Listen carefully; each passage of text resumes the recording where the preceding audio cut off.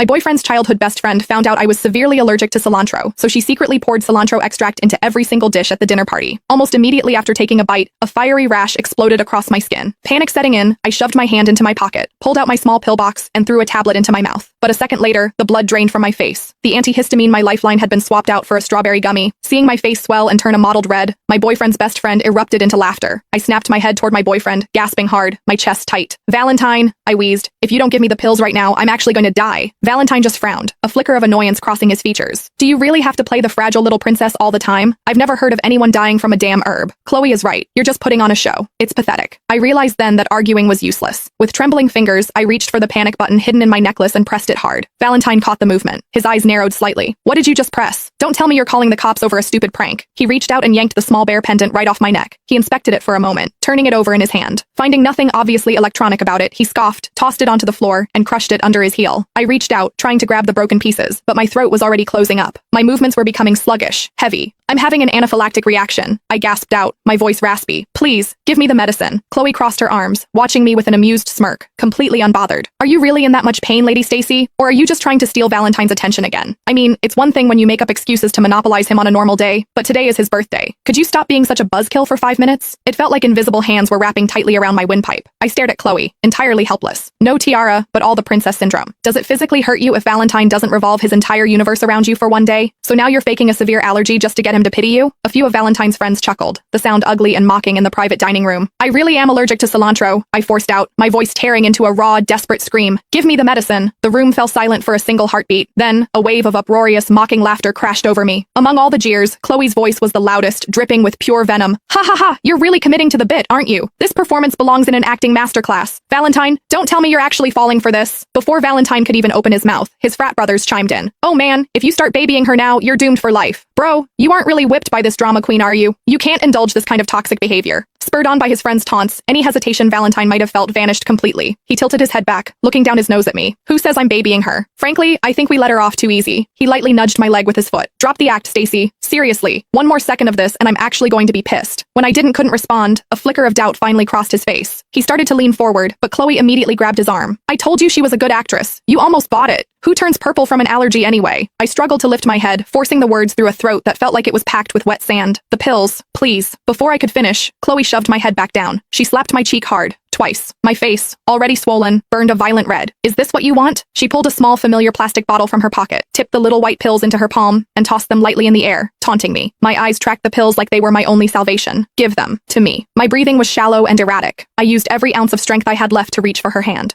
But just as my fingers grazed the plastic,